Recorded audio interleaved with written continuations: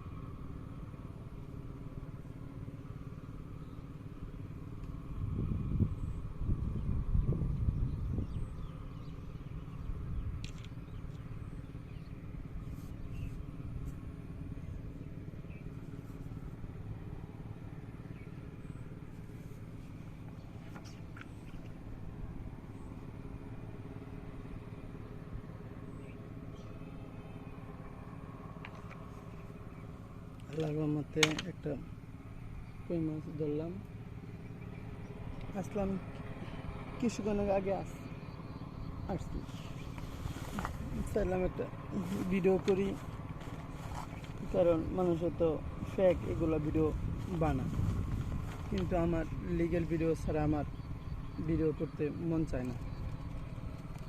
কারণ একজন মানুষ দেখবে একটা জিনিস, সেটা তো সততা দেখবে। কারণ আমরা অনেক কষ্টের বিনিময়ে হাজার হাজার ছাত্রকে পুলিশ নিরীহভাবে হত্যা করলো, আর সহজে কোনো মিডিয়া সত্য বাণীগুলো প্রচার করলো না।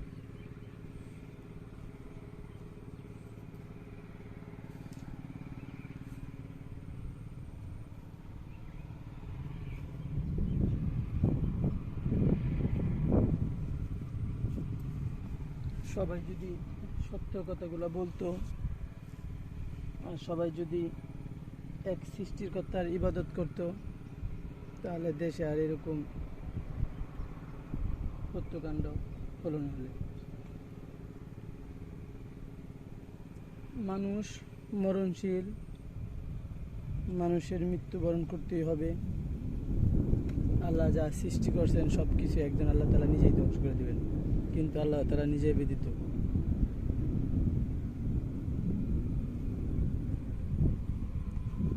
কত নিরীহ ছেলেকে মারলো, 4-5 বছরের ছেলেদেরকেও রেহাই দিল না। আর যারা নামাজ পড়ছে 5 ওয়াক্ত, তাদের প্রতি তো ফেরাউনের চেয়ে বেশি অত্যাচার করছে হাসিনা সরকার। কারণ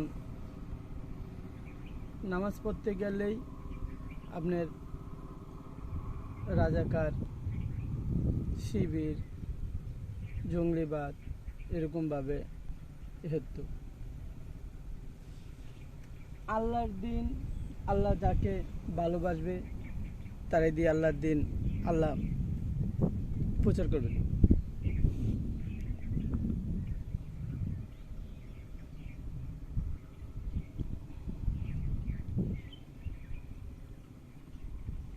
এই যে আপনার যে ছাত্রগুলো আপনার বর্তমানে বিসিবি প্রধান,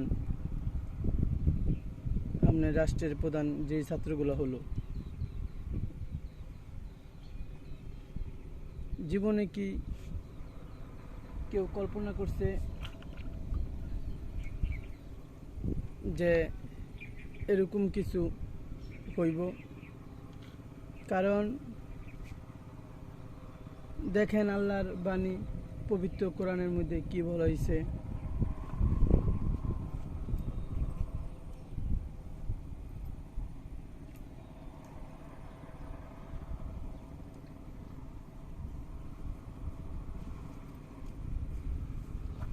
সূরা আল ইমরান 26 নম্বর আয়াতের মধ্যে বলা হয়েছে,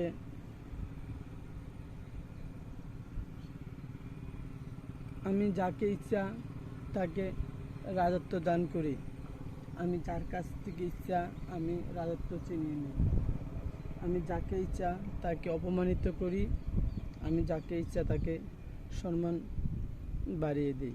সমস্ত কিছুর মালিক হলো আল্লাহ। আর পবিত্র কোরআন সূরা আর রহমান 29 নম্বর আয়াতটির এর তাফসিরটা দেখবেন, হাসানুল বায়ানের তাফসিরটার মধ্যে এসেছে। তাফসিরের মধ্যে এসেছে মহান আল্লাহ তাআলা বলেন, যদি কোন লোক রাতে গরিব থাকে তাহলে আমি তাকে দিনে বড়লোক বানিয়ে দিই, আর যদি কোনো লোক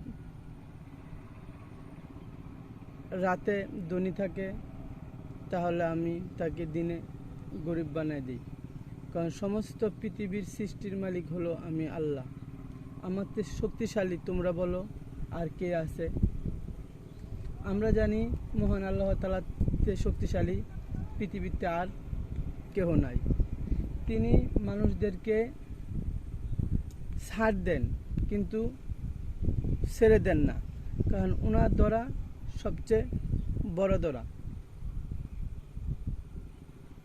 যে লোকগুলো আন্দোলন করতে গিয়েছিল দেশের জন্য, একটা চাকরির জন্য, এই লোকগুলো এখন বর্তমানে কি হলো, বাংলাদেশের রাষ্ট্রের প্রধান হয়ে গেল।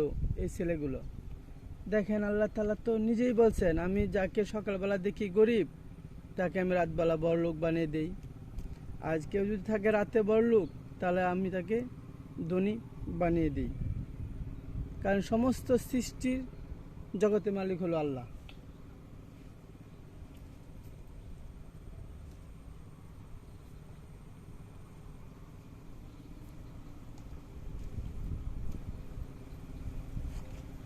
আর আমরা নিজেই দেখছি, তার প্রমাণ আল্লাহ তাআলা ইচ্ছা করলে মানুষ, আমরা সবাই তো হলাম মুসলমান।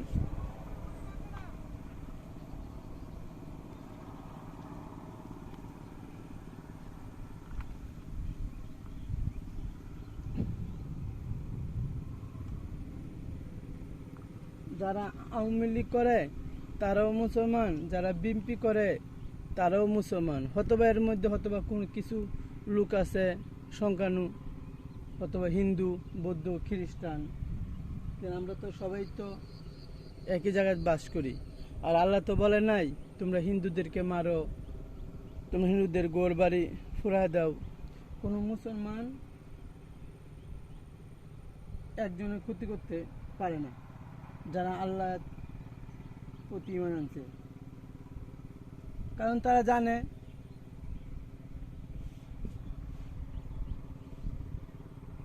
কারণ আল্লাহ তাআলা কারোর সাথে অত্যাচার করেননি, এমনকি উনি অত্যাচারকারীকেও উনি ভালোবাসেন না।